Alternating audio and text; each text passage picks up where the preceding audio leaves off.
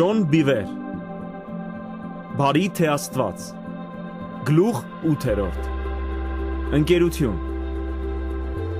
Մեր ընկերությունն Աստծո հետ վերականգնվեց նրա որդու մահով Հռոմեացիների 5:10 New Living թարգմանությունից Այն ինչին հարում և վստահում է ձեր սիրտը, ձեր իրական Աստվածն է Մարտին Լյութեր Ընկերներ Բոլորս ընկերներ ունենք և սիրում ենք նրանց Մանկությանս տարիներին երկու շատ մտերիմ ընկեր ունեի Դենին և Գլենը Նրանց հետ անցկացնում էի գրեթե ամբողջ ազատ ժամանակս Մենք սպորտային խաղեր էինք խաղում Հեծանիվ էինք քշում Զբոսնում էինք բնության գրկում Տարբեր խաղեր էինք հորինում Քաղաք էինք գնում կամ պարզապես նստած զրուցում էինք Մեր զրույցը պտտվում էր մեզ համար կարևոր թեմաների շուրջ Մենք խոսում էինք այլ ընկերների, աղջիկների, դասերի, միջոցառումների, սպորտի, մեր ապագա մասնագիտությունների ընտրության և անթիվ այլ թեմաների մասին Մեր ընկերությունը մեծ մասամբ առողջ էր Մենք խրախուսում էինք միմյանց լինել ավելի լավ, ավելի ուժեղ, ավելի իմաստուն և հասնել այն ներուժին, որը մեր մեջ էր Մենք պաշտպանում էինք իրար, շնորհներ էինք անում մեկս մյուսին և օգնում էինք դժվար իրավիճակներում Մի խոսքով ամենից շատ ես ցանկանում էի ժամանակ անցկացնել նրանց հետ Իսկ դուք հիշեք ձեր անցած տարիների ընկերներին Հարցրեք ինքներդ ձեզ, թե ինչից է բաղկացած ընկերությունը Համոզված եմ, դուք կնշեք միասին հաճույքով ժամանակ անցկացնելը, իրար հետ շփվելը, իրար հասկանալը և ընդհանուր հետաքրքրություններ ունենալը Սերը, վստահությունը, հարգանքը, հումորը և փոխադարձ համակրանքը նույնպես մեծ նշանակություն ունեն Ընկերությունը կարող է ունենալ ավելի շատ բաղկացուցիչ մասեր, ինչը կախված է մարդկանց անհատականությունից Այնուամենայնիվ, բոլորիս համար ամենակարևորն այն է, որ մենք հաճույքով ենք ժամանակ անցկացնում միասին Աստծո խոսքը դրականորեն է խոսում ընկերության մասին Իմ ամենասիրելի աստվածաշնչյան խոսքերից մեկը հետևյալն է Ինչպես որ անուշաբույր քսուկները զգացմունքային բերկրանք են պատճառում, այնպես էլ հաճելի ընկերությունը թարմացնում է անձը Առակաց 27:9 Message թարգմանությունից Մենք ստեղծված չենք միայնակ սավառնելու համար Ընկերությունն առույգություն է հաղորդում մեզ Այն գլխավոր տարրն էր, որը բացակայում էր Աստծո սկզբնական ստեղծագործության մեջ Նա ասաց. «Լավ չէ, որ մարդը մենակ լինի» Ծննդոց 2:18 Մենք ստեղծված ենք նրա պատկերով Այդ պատճառով էլ ձգտում ենք ընկերությանը և վայելում ենք այն Այնուամենայնիվ գոյություն ունի սրա հակառակ կողմը Հիսուսը, Հակոբոսը և Հովհաննեսը բացասաբար են խոսում ընկերության մի տեսակի մասին Կրկին լսեք առաքյալի խոսքերը Շնացողներ, չեք հասկանում, որ ընկերությունն այս աշխարհի հետ ձեզ դարձնում է Աստծո թշնամին Կրկնում եմ, եթե ուզում եք լինել այս աշխարհի ընկերը, դուք դառնում եք Աստծո թշնամին Հակոբոսի 4:4 New Living թարգմանությունից Նրա խոսքը ոչ միայն բացասական երանգ ունի, այլև շեշտակի, կտրուկ և խիստ է Այդ դեպքում հարցնենք հետևյալը Որոնք են այս աշխարհի հետ հարաբերություններ սկսելու ցուցանիշները Դասական սիրավեպ Նախորդ գլխում իմացանք, որ ֆիլիա բառը սահմանվում է ընկեր լինել կամ ընկերանալ բառերով և կրում է սիրելու կամ սիրված լինելու գաղափարը Աստվածաշնչյան բառերի հանրագիտարանը շարունակում է Հունական մշակույթում ընկերության գաղափարը լավ զարգացած էր Ֆիլիա բառը իր լայն իմաստով նշանակում էր ընկեր կամ ծանոթ Իսկ ավելի նեղ իմաստով անձնական և խորը սիրային կապ Ըստ էության Հակոբոսն օգտագործում է այս բառը լայն իմաստով և խոսում է ընկերության մասին Բոլորս գիտենք, որ գոյություն ունի ընկերության 3 մակարդակ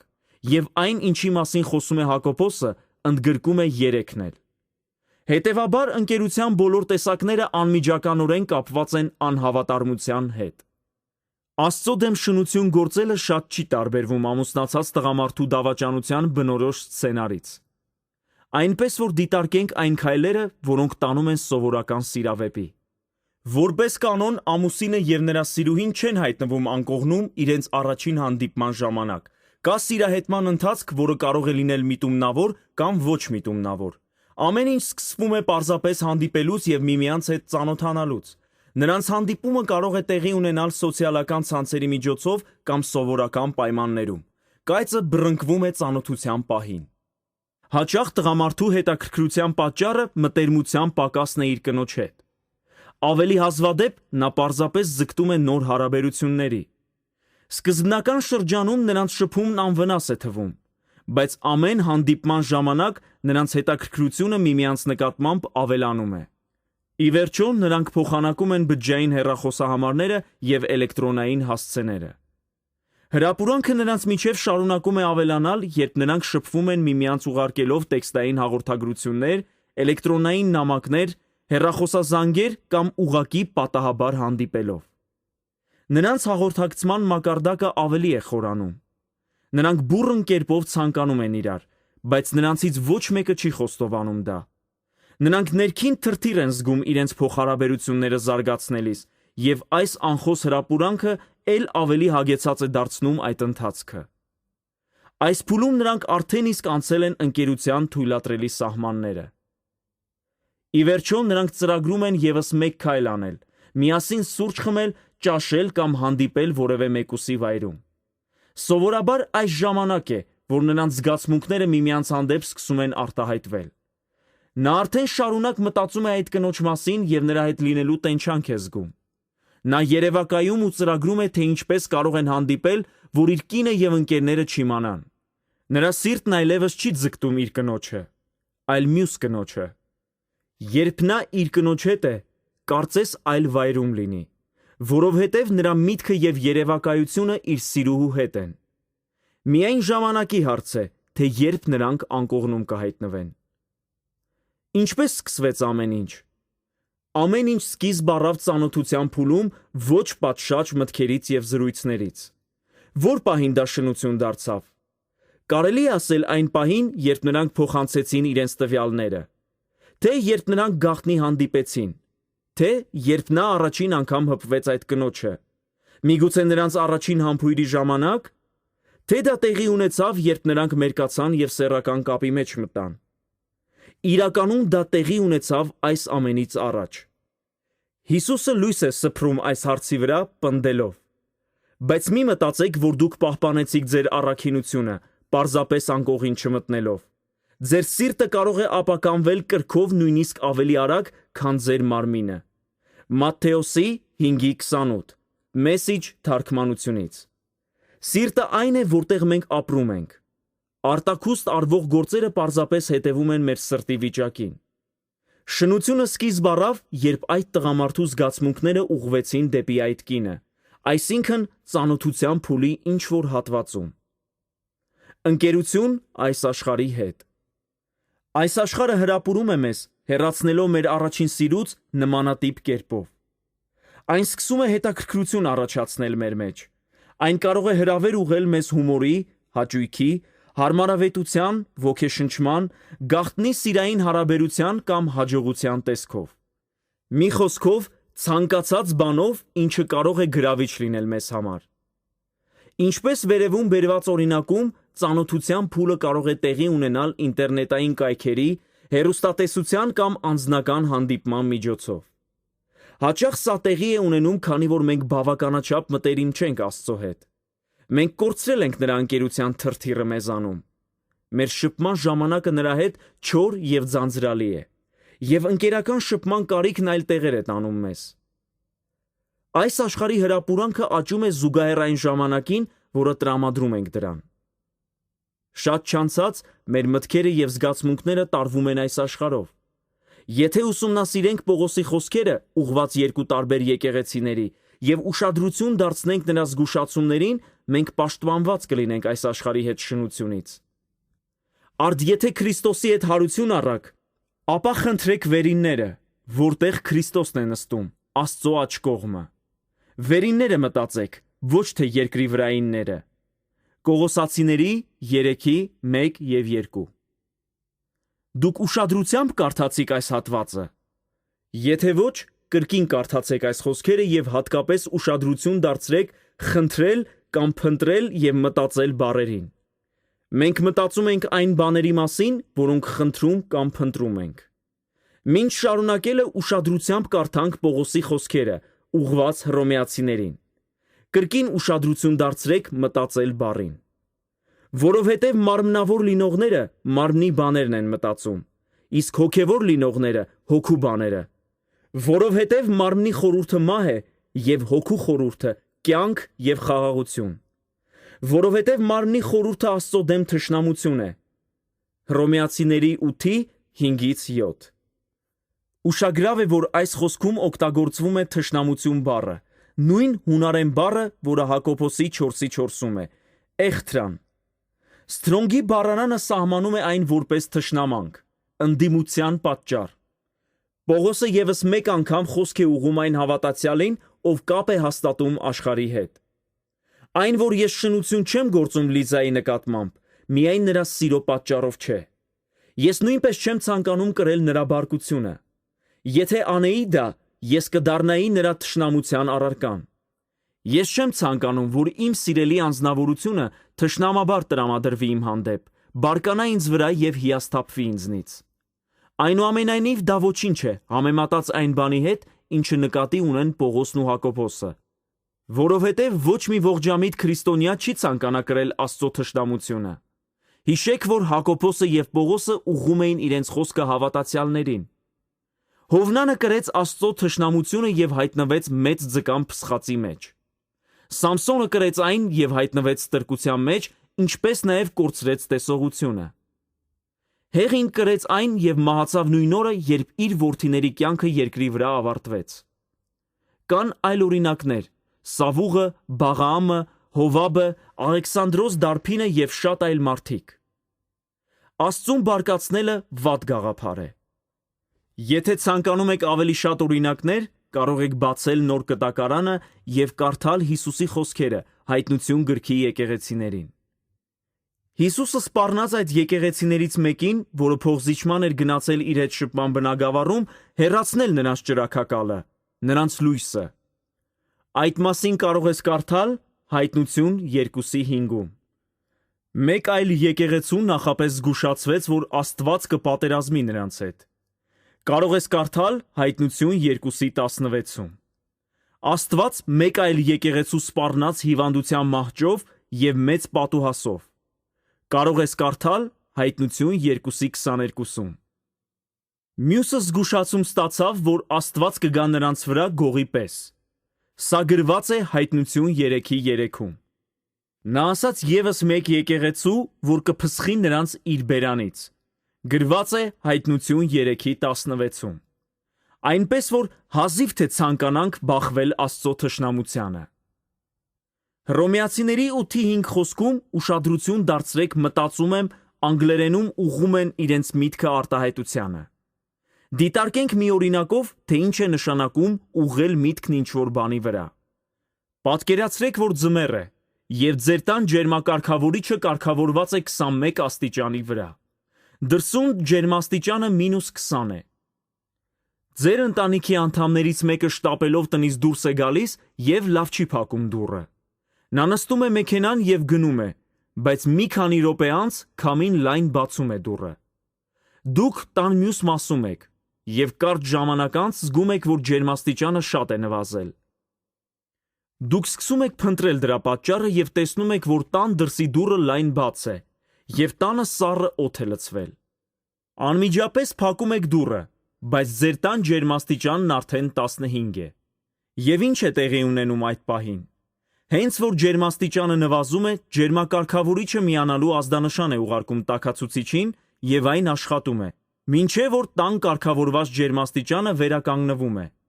Ձեր կողմից առանց որևէ միջամտության ջերմաստիճանը կրկին դառնում է 21։ Վերադառնանք շնություն գործող տղամարդու օրինակին։ Տարիներ առաջ, երբ նա սիրահետում էր իր ապագա կնոջը, նրա զգացմունքները և ցանկությունները ուղղված էին այդ աղջկան։ Այդ տղամարդը երազում էր նրա կողքին լինել, մտերմանալ նրա հետ, երևակայում էր, թե ինչպես էր ամուսնության առաջարկություն անելու նրան։ Այդ աղջիկը իր մտքում էր, երբ նա արթնանում էր, երբ աշխատավայրում էր, երբ մեքենայով խցանումների մեջ էր և հատկապես գիշերը, երբ պառկում էր քնելու։ Պարզ ասած, երբ այդ տղամարդու միտքը չէր գործում ինչ-որ ուղղությամբ, այն վերադառնում էր այնտեղ, որտեղ ուղղված էր, այդ աղջկան։ Նրա ընկերները հաճախակի ցրվածություն էին նկատում նրա մոտ, նույնիսկ հարցնում էին. «Ինչ է կատարվում քեզ հետ»։ Նա շփոթվում էր եւ անփութորեն ասում. «Ուղղակի շատ բաների մասին եմ մտածում»։ Նա չէր ցանկանում ճիշտն ասել։ Նա չէր ուզում վիրավորել իր ընկերներին, ցույց տալով, որ նրանց հետ շփման ամբողջ ընթացքում նա մտածում էր այդ աղջկա մասին։ Նրա մտքերը ուղղվածություն ունեին։ Այնուամենայնիվ, տարիներ անց, նշանադրությունից, հարսանիքից եւ մի քանի երեխա ունենալուց հետո նա արդեն շնության մեջ է։ Նա անբարո կապի մեջ է մտել օտար կնոջ հետ։ Նրա մտքում գործում էր միևնույն հաջորդականությունը։ Նա մշտապես մտածում էր իր սիրուհու մասին։ Երբ կարիք չէր ունենում մտածելու ինչ-որ բանի մասին, նրա մտքերը վերադառնում էին իրենց կարգավորումներին։ Նույնիսկ երբ նա կնոջ հետ էր, նրա զգացմունքները ուղղված էին իր սիրուհուն։ Նա ձգտում եւ փափագում էր նրան, որովհետեւ նրա միտքը ուղղված էր այդ կնոջը։ Ինչպես որ ջերմակարգավորիչը ավտոմատ կերպով վերականգնում է տան ջերմաստիճանը ըստ կարգավորումների, այնպես էլ միտքը ամեն անգամ վերադառնում է իր կարգավորումներին կամ ուղղվածությանը։ Ինչ կապ ունի սա հավատացյալի հետ։ Երբ նոր ենք փրկվում, մենք համակված ենք սիրով։ Մենք մտածում ենք Հիսուսի մասին առավոտյան արթնանալիս, նախաճաշին, մեքենայի մեջ, աշխատավայրում, ճաշի ժամին, աշխատանքից հետո, երբ մենակ ենք եւ հատկապես գիշերը, երբ պառկած ենք անկողնում։ Մենք անհամբեր սպասում ենք մեր շփման ժամերին նրա հոգու հետ։ Մենք մեծ ոգեշնչմամբ ակնկալում ենք, որ մասնակցելու ենք հաջորդ հավաքույթին, պատմելու ենք մարդկանց Հիսուսի մասին կամ խոսելու ենք քրիստոնյաներից մեկի հետ Աստծո ճանապարհների մասին։ Այլ կերպ ասած, մեր մտքերը կլանված են նրանով։ Մեր զգացմունքները ուղղված են նրան։ Ժամանակն անցնում է։ Մենք սովոր էինք սպասումով մասնակցել հավաքույթներին, վերապրել նրա ներկայությունը, երկրպագել նրան եւ լսել նրա խոսքը։ Իսկ հիմա մենք ֆիզիկապես այդտեղ ենք, բայց իրականում ներկա չենք։ Մեր մտքերը հեշտորեն շեղվում են դեպի մեր սիրելի սպորտային թիմը, զեղչերը մոտակա հանրախանութում, սպասվող կարևոր ամսաթիվը, որը մոտենում է, այն գործարքը, որը կարող է չկայանալ, այն երեկույթը, որին հրավիրված ենք եւ այլն։ Ինչ պատահեց։ Մեր մտքերը իսկապես շեղվում են, թե գնում են այնտեղ, որտեղ ուղղված են, դեպի այն, ինչին ջանասիրաբար ձգտում ենք։ Հնարավոր է, որ մենք անգիտակցաբար սիրեկանների ենք ձեռք բերել։ Իմ պատմությունը։ Թույլ տվեք պատմել իմ պատմությունը։ Երբ երկրորդ կուրսի ուսանող էի Փուրդյու համալսարանում, մեր ուսանողական հանրակացարանի տղաներից երկուսն իմ սենյակ եկան եւ պատմեցին ճամբարային հավաքույթներին քարոզվող 4 հոգևոր օրենքների մասին։ Իմ հոգևոր աչքերը բացվեցին եւ կյանքս նվիրեցի Հիսուսին։ Ես անմիջապես լցվեցի Աստծո հանդեպ կրակով ու ջերմեռանդությամբ։ Նա այնքան իրական էր։ Ես խորապես սիրահարվեցի Հիսուսին եւ անասելի կերպով շնորհակալ էի այն ազատության համար, որը նա տվել էր ինձ։ Նրա մասին պատմում էի նրանց, ովքեր ուզում էին լսել, եւ նույնիսկ նրանց, ովքեր չէին ուզում։ Մեր տղաները փորձում էին հեռացնել ինձ հանրակացարանից, որովհետեւ ես խոսում էի Հիսուսի մասին մյուս ուսանողների հետ մեր բոլոր երեկույթների ժամանակ։ Մեր կողքին գտնվող աղջիկների հանրակացարանում կային մի քանի ուսանողուհիներ, ում մենք փոքրիկ քույրիկներ էինք անվանում։ Նրանցից երկուսը իսկական քույրեր էին, եւ միասին նրանք կենակցել էին 60 տղաներից բաղկացած հանրակացարանի ավելի քան կեսի հետ։ Եթե տղաներից ինչ-որ մեկը սեռական ցանկություն ուներ, նա գիտեր, որ այդ աղջիկները հեշտ եւ արագ տարբերակ էին։ Ես եւ մեկ այլ տղա նրանցից մեկին առաջնորդեցինք ընդունել Հիսուսին, եւ 24 ժամվա ընթացքում իր քույրն էլ կյանքը նվիրեց Հիսուսին։ Մինչև նրանց հետ կհասցնեինք խոսել անբարո վարքի մասին, նրանք դադարեցին սեռական կապեր ունենալ հանրակացարանի տղաների հետ։ Փոխարենը նրանք սկսեցին վկայել այն տղաներին, որոնց հետ կենակցում էին։ Սա շատ բարկացրեց մեր հանրակացարանի տղաներին։ Նրանք համարում էին ինձ այդ խմբի ղեկավարը, որովհետև այդ ժամանակ ես արդեն Աստվածաշնչի ուսումնասիրության դասեր էի անցկացնում ամբողջ համալսարանի համար հենց մեր հանրակացարանում։ Ի վերջո մեր ուսանողական հանրակացարանի փոխնախագահը եկավ իմ սենյակ եւ ասաց. «Ջոն, մենք կհեռացնենք քեզ»։ Ապա շարունակեց. «Եվ սա հենց նրա խոսքերն են. Ջոն, Ինչու դու այս հանրակացարանի մնացած քրիստոնյաների նման չես։ Նա խոսում էր այլ տղաների մասին, ովքեր կիրակի օրերին եկեղեցի էին հաճախում, բայց պոռնկանում էին իրենց զուգընկերուհիների հետ, հարբում էին մեր երեկույթներին և մասնակցում էին մյուս անվայել արարքներին, որոնք ընդունված էին մեր հանրակացարանում։ Այդ շրջանը հեշտ չէր ինձ համար, բայց թեև մեր ուսանողական հանրակացարանի փոխնախագահը խոստացավ վռնդել ինձ, դա այդպես էլ տեղի չունեցավ։ Հետաքրքիր է, որ նրանք չէին կարողանում բավականաչափ քվեներ հավաքել ինձ հեռացնելու համար։ Մենք բավականին շատ ուսանողների առաջնորդել էինք դեպի Քրիստոսը, և նրանք դարձել էին իմ կողմնակիցները։ Հիսուսին հանդիպելուց և սիրահարվելուց մի քանի ամիս անց սկսվեց ամերիկյան ֆուտբոլի խաղաշրջանը։ Ես արդեն նախավերջին կուրսում էի, և ինչպես նախորդ տարիներին կարող էի ներկա լինել մեր խաղաշրջանի բոլոր խաղերին։ Նախորդ 2 տարում նույնիսկ մեկ խաղ բաց չէի թողել, բայց այժմ այնքան ոգեշնչված էի Հիսուսով, որ օգտագործեցի այդ ժամանակը Աստվածաշունչը ուսումնասիրելու համար։ Մեր տղաների հանրակացարանում շատ հանգիստ էր, որովհետև բոլորը գնում էին խաղերը դիտելու։ Դա հրաշալի հնարավորություն էր Աստծո հետ շփման և աղոթքի համար։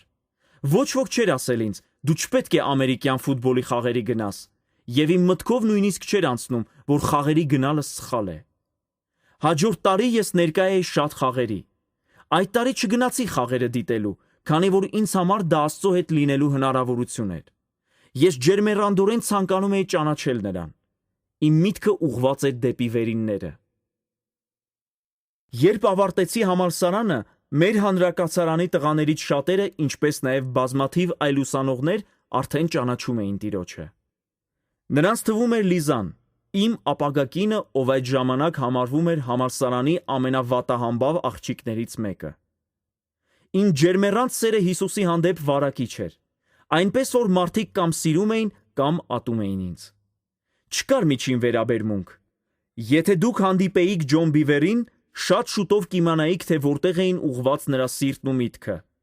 որովհետև սերն Աստծո հանդեպ պարզապես հորդում էր ինձնից։ Ես նման էի որևէ սպորտային թիմի խանդավառ երկրպագուի կամ մինչև ականջները ինչ-որ աղջկա սիրահարված տղայի։ Ես տեղափոխվեցի Տեխաս նահանգի Դալլաս քաղաքը։ 6 ամիս անց Լիզան նույնպես Դալլաս տեղափոխվեց և շուտով մենք ամուսնացանք։ Ես աշխատում էի Rockwell International ընկերությունում որպես ինժեներ։ Եվս մեկ անգամ ես բախվեցի այնպիսի մարդկանց, որոնց դուր չէր գալիս իմ ավյունը Հիսուսի հանդեպ։ Նրանք մտածում էին, որ ես չափից շատ էի արտահայտում համոզմունքներս և չէին հասկանում, թե ինչու չէի մասնակցում նրանց անբարո կատակներին, անպարկեշտ խոսակցություններին և աշխատանքից հետո շփմանը ոգելից խմիչքի շուրջ։ Այնուամենայնիվ, մասնագիտական միջավայրում մարդիկ ավելի էին հանդուրժում իմ հայացքները և վարքը, քան համալսարանի հանրակացարանում։ 22 ամիս անց ինձ խնդրեցին միանալ մեր եկեղեցու աշխատակազմին։ Այն ամենամեծ և ամենահայտնի եկեղեցիներից էր Ամերիկայում և ազդեցություն ուներ ամբողջ աշխարհում։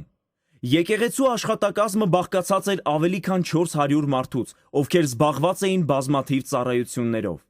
Այն, որ ինձ խնդրեցին միանալ այդ թիմին, գրեթե անիրական էր ինձ համար։ Միակ բանը, որը կարող էր դրանից ավելի լավ լինել ինձ համար, երկինք գնալն էր։ Ահա և վերջ իմ հալածանքներին, որովհետև այժմ աշխատելու էի քրիստոնյաների հետ։ Ես մեկընդմիշտ ազատվելու էի այն լարված պայքարներից, որոնք տեղի էին ունենում համալսարանի հանրակացարանում և Rockwell International ընկերությունում։ Այդ ժամանակ Դալլասի կովբոյները ֆուտբոլի ազգային լիգայի լավագույն թիմերից մեկն էր։ Ես նրանց երկրպագուն չէի, քանի որ մեծացել էի Միչիգան նահանգում, բայց ամեն երկուշաբթի լսում էի, որ եկեղեցու աշխատողները խոսում էին կովբոյների մասին։ Նրանք հավաքվում էին սուրճի սեղանի շուրջ և բուռն կերպով քննարկում էին նախորդ օրվա խաղը, լավագույն մարզիկներին, թիմի հաղթանակը կամ պարտությունը։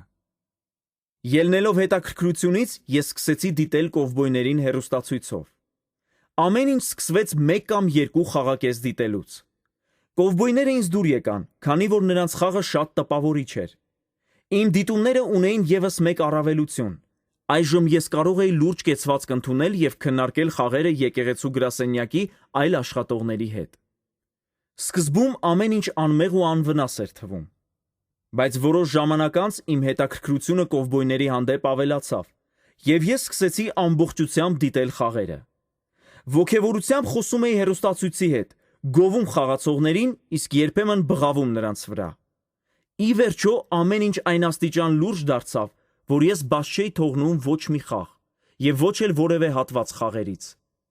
Նույնիսկ խաղաշրջանների միջև մեր աշխատողները եւ ես շարունակում էինք խոսել այն մասին, թե ինչ անձնակազմով են կովբոյները հանդես գալու հաջորդ տարի եւ թե ինչպիսին է լինելու նրանց խաղը։ Ես հաճախ էի մտածում այդ թիմի մասին, նույնիսկ երբ չէի խոսում նրանց մասին մեր աշխատակիցների հետ։ Ես արդեն լիարժեք երկրպագու էի։ Իմ ոգևորությունը սահման չուներ, երբ սկսվեց հաջորդ խաղաշրջանը։ Ամեն կիրակի ծառայությունից հետո ես տուն էի շտապում եւ միացնում հեռուստացույցը նույնիսկ առանց հագուստս փոխելու։ Ես անհարմար հագուստով էի, կոստյումով եւ փողկապով եւ լոգասենյակ գնալու կարիք ունեի, սակայն չէի ուզում բաց թողնել խաղը նույնիսկ 1 վայրկյանով։ Խաղի կեսին, ընդմիջման ժամանակ, ես իմ սենյակ էի գնում եւ փոխում էի հագուստս։ Եթե Լիզան օգնության կարիք էր ունենում ինչ-որ բանում, նա կարող էր մոռանալ այդ մասին։ Սիրելիս, կովբոյներն են խաղում։ Մենք ճաշում էինք խաղի կեսին, կամ նույնիսկ խաղից հետո, բայց խաղի ընթացքում երբեք։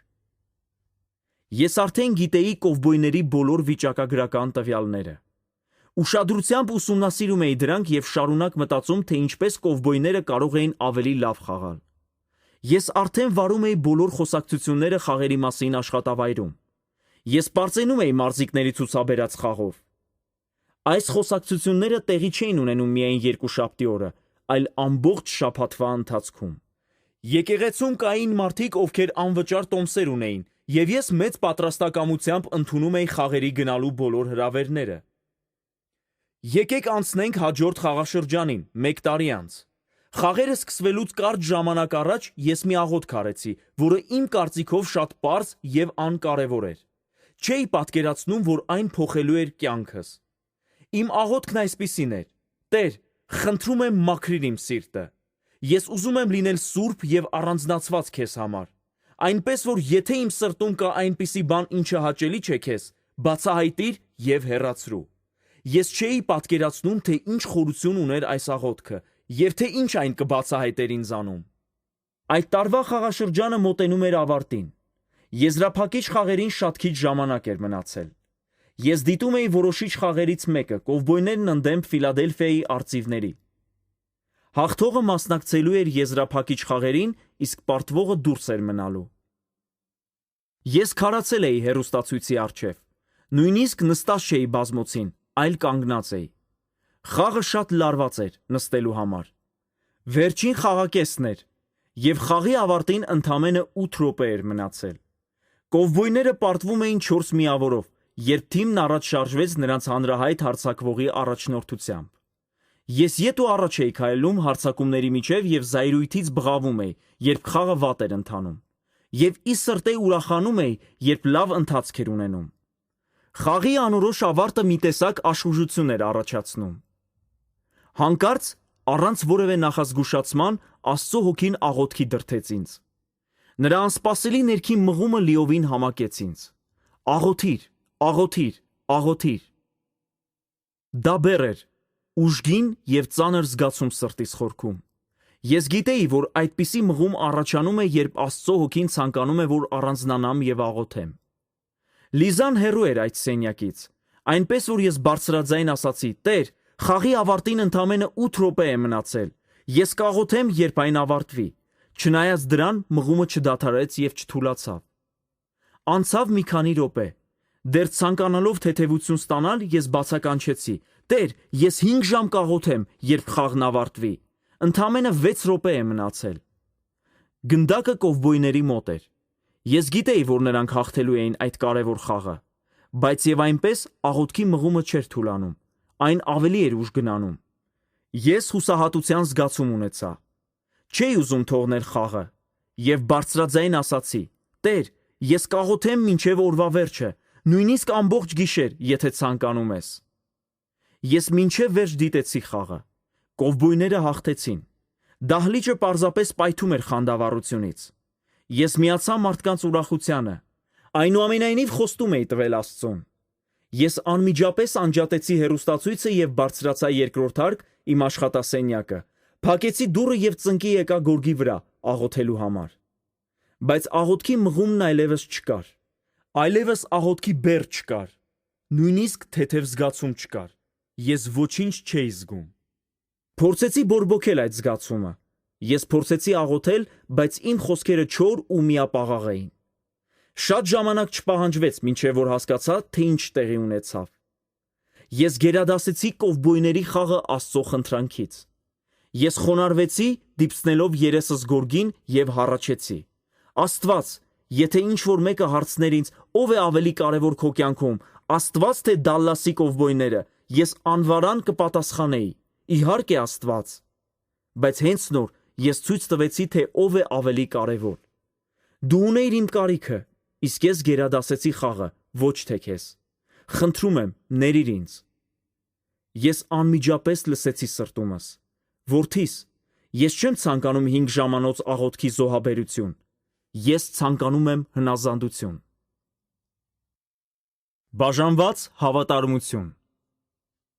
Ես համակված էի տրտմությամբ, քանի որ անհավատարիմ գտնվեցի նրա հանդեպ, ով նվիրաբերել էր իր կյանքն ինձ համար։ Ես ցանկանում էի ինչ-որ բան ստանալ այս աշխարհից, այն, ինչը սնուցում է կյանքի այլախպյուր չունեցող մարդկանց սրտերը, անձերը եւ մտքերը։ Իմ սերը ակնհայտորեն ուղղված էր այդ թիմին։ Այս ամենի լույսի ներքո կրկին ուշադրությամբ կարդացեք Հակոբոսի խոսքերը։ Շնացողներ, չեք հասկանում, որ ընկերությունն այս աշխարհի հետ ձեզ դարձնում է Աստծո թշնամին։ Կրկնում եմ, եթե ուզում եք այս աշխարհի ընկերը լինել, դուք դառնալու եք Աստծո թշնամին։ Ձեր կարծիքով ինչ նկատի ունի Աստծո խոսքը, ասելով, որ այն հոգին, ում Աստված դրել է մեր մեջ, լցված է նախանձով, խանդով։ Մոտեցեք Աստծուն և Աստված կմոտենա ձեզ։ Լվացեք ձեր ձեռքերը, դուք մեղավորներ, մաքրեք ձեր սրտերը, որովհետև ձեր հավատարմությունը բաժանված է Աստծո և այս աշխարհի միջև։ Հակոբոսի 4:4, 5 և 8 New Living թարգմանությունից։ Իմ հավատարմությունը բաժանված էր։ Հավատարմությունը երևում է մեր որոշումներից, ոչ թե պարզապես խոսքերից։ Շատերն են պնդում, որ հավատարիմ են, բայց նրանց գործերը ցույց են տալիս հակառակը։ Միգուցե հենց այս պատճառով է Աստծո խոսքն ասում. շատերը կասեն, որ իրենք հավատարիմ ընկերներ են, բայց ով կարող է գտնել ճշմարտապես վստահելի մարդու։ Առակաց 20:6 New Living թարգմանությունից։ Մինչ այդ պահը ես համոզվածությամբ կպնդեի. Հիսուսն ամենակարևորն է իմ կյանքում, ավելի, քան ցանկացած բան կամ որևէ անձնավորություն, այնինչ իմ ընտրությունն ապացուցեց հակառակը։ Գործերը հաղորդակցման ավելի բարձր մակարդակ են, քան խոսքերը։ Հովհաննես առաքյալը գրում է Առակաց 26-ի համարժեքը նոր կտակարանում. Եկեք սիրենք ոչ միայն ասելով, որ սիրում ենք։ Եկեք ցույց տանք ճշմարտությունը մեր գործերով։ Հովհաննեսի առաջին թուղթ 3:18 New Living թարգմանությունից։ Իրականում Դալլասի կովբոյները գրավել էին առաջին սիրո տեղը իմ սրտում։ Ես բորբոքել էի իմ մեջ բնակվող հոգու նախանձավորությունը կամ խանդը։ Ես կարդացել էի Աստվածաշնչում, որ չպետք է այդպես վարվեի, բայց ասես չէի նկատել այդ զգուշացումը։ Աստված իր ողորմությամբ ցույց տվեց ինձ իմ սխալմունքը։ Հովհաննեսը նույնպես գրում է. Սիրելի երեխաներ, հեռու մնացեք ցանկացած բանից, ինչը կարող է զբաղեցնել Աստծո տեղը ձեր սրտերում։ Հովհաննեսի առաջին թուղթ 5:21 New Living թարգմանությունից։ Այժմ մեզ զգուշացնում է ոչ թե Հակոբոսը, այլ սիրելի Հովհաննեսը։ Արժե նշել, որ այս խոսքը վերջինն է նրա երկար նամակում։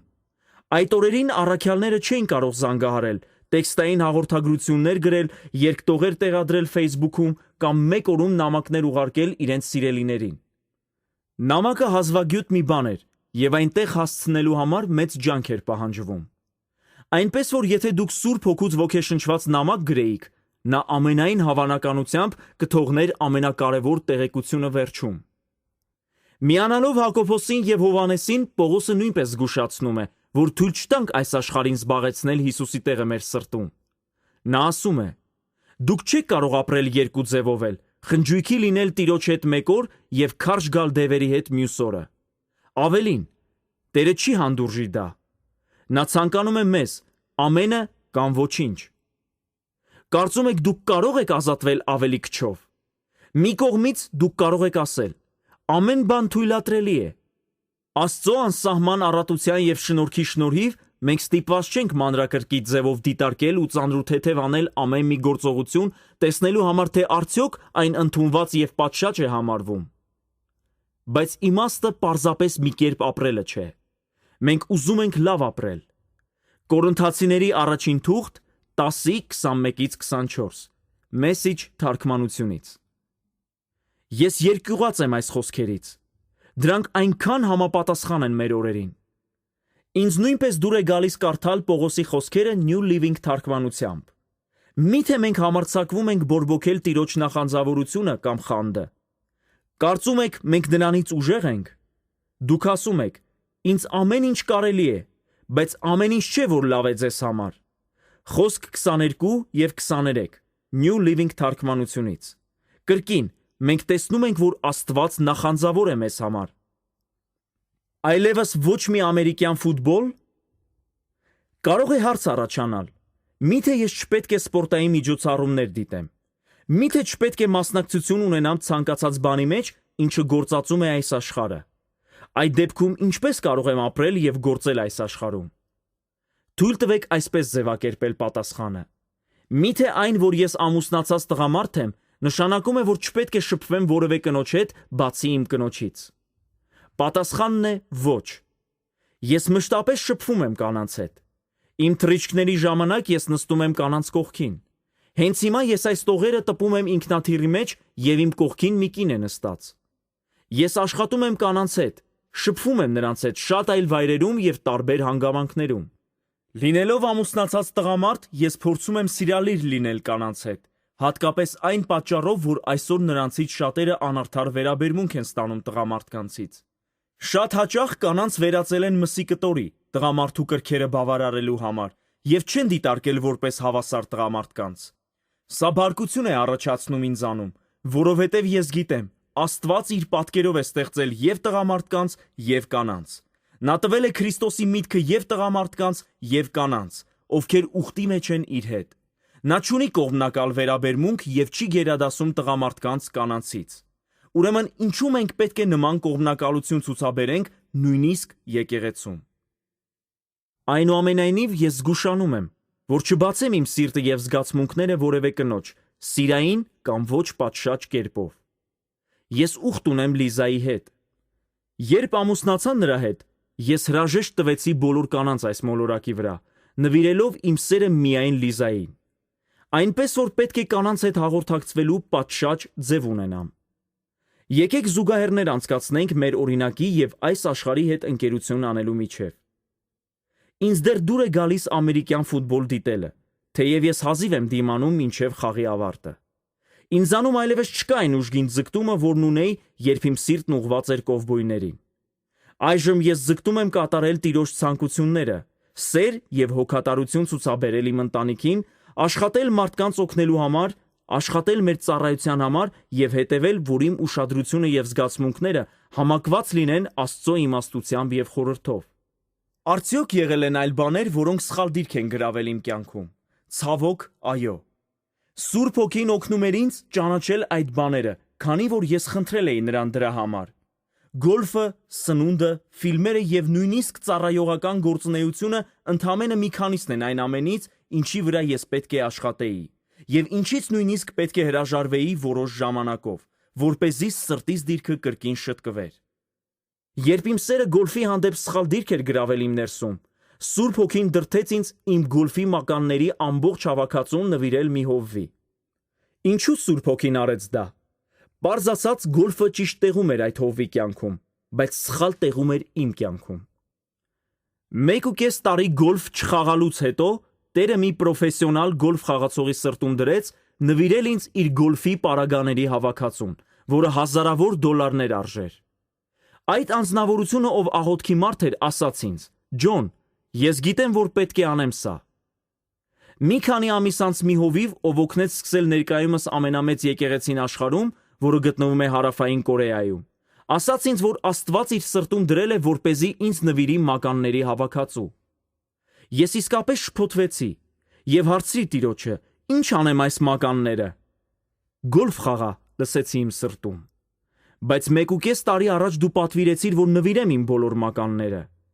Ես լսեցի, թե ինչպես Աստված ասաց. «Գոլֆը արդեն սխալ տեղում չէ քեզ համար։ Այն դարձել է հանգստի և հաճելի ժամանցի միջոց»։ Դրանից հետո ես վերսկսեցի գոլֆ խաղալը։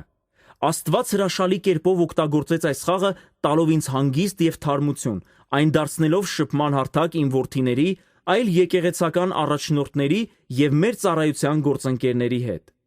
Մեր ծառայությունը Messenger-ի գավաթ կոչվող գոլֆի մրցույթ է անցկացնում, և կարող եմ ասել, որ այս գիրքը գրելուն նախորդող 3 տարիների ընթացքում Messenger International-ն ավելի քան $3 միլիոն հանգանակություններ է ստացել միսիայի և ավետարանչական նախագծերի համար իմ ընկերների և գործընկերների հետ գոլֆ խաղալու շնորհիվ։ Եթե ես մինչև կյանքիս վերջ լիովին հրաժարվեի գոլֆից, նման բան տեղի չէր ունենա։ Մենք երբեք չպետք է վախենանք, երբ Տերը հնազանդություն է պահանջում։ Իրականում հնազանդվելը հեշտ է, երբ նրա պահանջը համապատասխանում է մեր ձգտումներին։ Այլ դեպքերում հնազանդվելը դժվար է։ Աստվածային տրտմություն։ Հակոբոսը պարզորեն նշում է, թե ինչն է առաջացնում Սուրբ Հոգու նախանձավորությունը կամ խանդը, ընկերությունն այս աշխարհի հետ։ Ես խոսեցի այս ընկերության մի կողմի մասին, բայց գոյություն ունեն ավելի շատ կողմեր։ Հաջորդ գլխում կխոսեմ աշխարհի հետ ընկերության հիմնական պատճառի մասին, բայց այս պահին կարևոր է նշել, թե ինչ պետք է անենք, երբ սխալ ձգտումներ ունենք։ Դիտարկենք Հակոբոսի խորհուրդն այն հավատացյալներին, ովքեր հայտնվել են անպատշաճ հարաբերությունների մեջ այս աշխարհի հետ։ Լվացեք ձեր ձեռքերը, դուք մեղավորներ, մաքրեք ձեր սրտերը, որովհետև ձեր հավատարմությունը բաժանված է Աստծո և այս աշխարհի միջև։ Թող որ ձեր աչքերին արցունքներ լինեն այն բաների համար, ինչ դուք արել եք։ Թող տրտմություն և խորը վիշտ լինի։ Հակոբոսի 4:8 և 9 New Living թարգմանությունից։ Հենց որ Աստված հայտնեց, թե ինչ էի արել, ես ընտրել էի կովբոյներին աղոթքի փոխարեն, ես տրտմություն և խորը վիշտ ապրեցի։ Հասկացա, որ ցավ էի պատճառել նրան, ով զոհել էր իր կյանքն ինձ համար, անտեղի փոխհարաբերության միջոցով։ Վերջերս ես խոսում էի մի տղամարդու հետ, ով շնություն էր գործել իր կնոջ հանդեպ, բայց հետագայում վերականգնվել էր։ Նա պատմում էր ինձ, որ այդ մեղքի մեջ էր եղել 6 ամիս շարունակ և պատմելու ընթացքում անվերահսկելիորեն լաց էր լինում։ Նա ուժեղ մարդ է։ Ուսանողական տարիներին ամերիկյան ֆուտբոլի թիմի անդամ է եղել, իսկ ներկայումս հաջողակ գործարար է։ Այդ մարդը հաստատ լացկան չէ։ Ես զարմացա տեսնելով նրա տղամարդկային լացը։ Նա լաց չէր լինում, քանի որ կարծում էր, որ Տերը կամ իր կինը չէին ների իրեն։ Այդ պահին նրա ամուսնությունն ավելի ամուր էր, քան երբևէ։ Նա լաց էր լինում այն պատճառով, որ այդպես էր վարվել այն անձնավորության հանդեպ, ում խորապես սիրում էր։ Նա տրտմում էր, որ մեծ ցավ էր պատճառել նրան։ Պարզապես հրաշալի էր տեսնել այդ մարդու խորը զգացմունքները և հոգատարությունը իր կնոջ հանդեպ։ Նրա վարքը ցույց տվեց մի աստվածաշնչյան ճշմարտություն։ Նույն կերպով պետք է վարվի այն հավատացյալը, ով անպատշաճ հարաբերություններ է ունեցել այս աշխարհի հետ։ Ինչպես գրում է Հակոբոսը, թող տրտմություն և խորը վիշտ լինի։ Այս մարդը չէր մեղադրում իր կնոջը և իսկապես ցավում էր իր արարքի համար։ Նրա անկեղծ խոնարհությունը շատ տպավորեց ինձ։ Ես խոսել եմ այլ մարդկանց հետ, ովքեր շնություն էին գործել իրենց կողակիցների հանդեպ, բայց նրանք այլ կերպ էին նկարագրում իրավիճակը։ Նրանց խոստովանության կամ վկայության ընթացքում նրանք ի վերջո ասում էին, որ գործել էին այդ մեղքը մասամբ իրենց կողակիցների սիրո պակասի կամ այլ թերացումների պատճառով։ Սուրբ գրքում գրված է. Աստծո ուզած կերպով տրտմության և աշխարհի տրտմության մասին։ Այդ մասին կարող ես կարդալ Կորինթացիների 2-րդ 7:10։ Դավիթ թագավորը Աստծո ուզած կերպով տրտմող մարդու օրինակ էր։ Նա խորապես վշտացավ, քանի որ շնություն և սպանություն գործելով ցավ էր պատճառել նրան, ում սիրում էր։ Նա աղաղակում էր. «Քո դեմ և միմիայն քո դեմ եմ մեղանչել։ Ես գործել եմ այն, ինչը դու չարիք ես համարում»։ Սաղմոս 51:4 New Living թարգմանությունից։ Նա 4 օր շարունակ լաց էր լինում և սգում էր, երեսնիվայր ծնկի եկած, և նրա մտքով էլ չէր անցնում, թե ինչ էին մտածում ծառաներն իր սգալու մասին։ Նա չէր փորձում պահպանել իր արժանապատվությունը։ Նրա սիրտը փշրվում էր վշտից։ Դրանից հետո նա վերականգնվեց։ Սավուղ թագավորը այլ էր։ Նա նույնպես ցավեցրեց Աստծո սիրտը, ընտրելով այն, ինչը ընտրում է այս աշխարհը։ Նա սկսեց հաճեցնել իր անձը եւ հպարտացավ, փոխարենը հնազանդվեր Աստծո խոսքին։ Նա նույնպես ցավում էր իր արածի համար, բայց տրտմել էր այլ պատճառներով։ Նա հրապարակավ հանդիմանություն էր ստացել եւ անհարմար դրության մեջ էր հայտնվել իր հպատակների առջև, այն մարդկանց, ովքեր պետք է պատվեին իրեն։ Բացի այդ, նրա սխալ որոշումները կարող էին վնաս հասցնել նրա իշխանական դիրքին։ Սավուղը տրտմել էր այս աշխարհի տրտմությամբ։ Նա ի սրտե խոստովանություն չարեց, ինչպես Դավիթը կամ այն գործարարը, ում մասին ես պատմեցի։ Սավուղը խաբված եւ ապականված էր իր մտքում։ Նրա միտքը փոխվեց կարճ ժամանակով, բայց ի վերջո երևացին նրա ճշմարիտ դրդապատճառները, հպարտությունը եւ իր անձը հաճեցնելու ձգտումը։ Նա այդպես էլ մտքի իրական փոփոխություն չապրեց։ Պողոս առաքյալը հայտարարում է. այն տեսակի տրտմությունը, որը Աստված ուզում է, որ մենք ապրենք, հեռացնում է մեզ մեղքից։ Կորինթացիների 2-րդ թղթի 7:10 New Living թարգմանությունից։ Այս տրտմությունը տրված է Աստծուց։ Այն արմատացած է նրա հանդեպ ունեցած մեր սիրո մեջ։ Եթե մենք սիրում ենք այն, ինչ նա կարող է անել մեզ համար ավելի, քան սիրում ենք նրան, մեր գործերը ոչնչով չեն տարբերվի Սավուղի գործերից։ Հաջորդ 2 գլուխներում կտեսնենք, թե ինչպես է ընկերությունն այս աշխարհի հետ ազդում մեր եւ Աստծո հարաբերությունների վրա։ Մենք ցույց կտանք, թե որքան թանկ է նստել մեզ վրա Աստծուն բարիով փոխարինելը, թե անձնական, թե համաեկեղեցական մակարդակի վրա։ Բայց մինչ այս էջը թերթելը արժե ժամանակ հատկացնել աղոթքի համար եւ խնդրել Աստծուն օգնել ձեզ, որ տեսնեք ցանկացած անպատշաճ հարաբերություն, որը ունեք այս աշխարհի հետ։ Հայր, Հիսուսի անունով խնդրում եմ, որ քննես իմ ներսը եւ ճանաչես ինձ։ Ստուգես իմ ճանապարհները եւ դրդապատճառները։ Եթե կա որևէ բան իմ կյանքում, ինչը ստանում է այն սերը, որ պետք է միայն քոնը լինի, խնդրում եմ, բացահայտիր դա քո հոգով։ Ոչինչ չեմ թաքցնում քեզնից։ Թող որ ես ճշմարտապես քեզ սիրող մարդ դառնամ եւ մնամ այդպիսին։